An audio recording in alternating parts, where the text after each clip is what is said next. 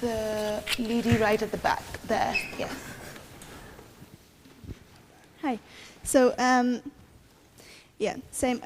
Big fan of the show. Really appreciate you guys being here tonight. I had a question about, well, in general, about how women are represented in the show, because I think, on the whole, the show does a pretty good job. You've got a lot of female characters that aren't just stereotypical strong female characters. You've got a real range of personalities. But with that in mind, I was wondering specifically about a scene from Series 4, specifically what I call the rape scene, which is where Cersei and Jaime, well, where Jaime forces Cersei to have sex next to her son's grave. Now, people have interpreted this differently, but it did cause a lot of controversy when it came out. So I was sort of wondering what your thoughts were on that, why you included it, what you felt it contributed to the character arcs of specifically Jaime, and what your thoughts would be on dealing with this kind of material in the future, because this caused so much for controversy. John? Just to take the last question first, I would hope that it would not affect at all our future writing on the series, the fact that it created controversy, because I would hope that we have the courage to write what we think is the show demands for that particular scene, regardless of what the reaction is going to be.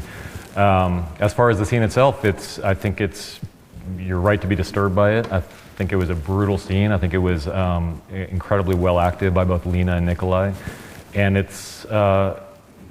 was a very, very difficult day. It was a difficult thing to shoot. It was difficult to be with the actors that day. I mean, Lena is someone who gets so into the role. She's part of the reason she's such a brilliant actress is because she becomes Cersei, and as soon as the director calls action, she becomes Cersei, and so that was a really rough day for her, and I thought she performed it brilliantly. And it was a brutal thing to watch, but it felt to us when we were writing it like this is something the character was going to do at that moment, and it's a horrible thing to do, and at the same time, I think part of the reason it was so hard for some people is because Jaime has had this kind of redemptive arc, and it feels like he's becoming a good guy, and that's true. He did a lot of heroic things in previous seasons, and he saved Brienne and all sorts of stuff. But we also can't remember this is a guy who, in the very first episode, shoved a little boy out a window. He's not a good guy. He's a very complex guy. He's not. And one of the things we loved about the books from the beginning is that there are so many characters like this who are not so easily aligned. You can't put them in Dungeons and Dragons alignments of lawful good or chaotic evil. I don't know where you would align Jaime Lannister.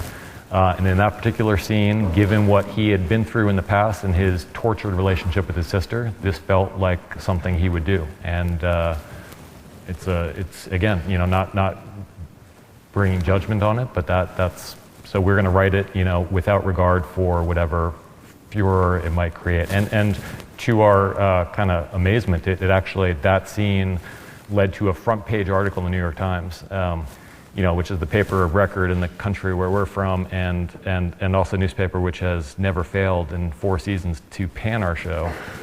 So it was kind of amazing to see that the fictional interaction between 2 fictional characters became front page news. But there you have it. I think, if I might add, that one of the things I think our show is exciting about our show is it does cause controversy and it does cause discussion. And also, rape does happen on a daily basis in marriages between apparently good people and bad people, and I think it's right to write scenes like that and for people to view it. I don't know, I think that's my opinion. The gentleman there in the black jacket. Yeah. This is for John and Kit. You said that you don't know what's going to happen to your characters, but what do you think is going to happen to your characters? Where do you think they're going to end up? And then for Kit, who do you think John's mum is, like, if you had to guess? Who do I what, sorry? Who do you think John's mother is, if you had to guess? I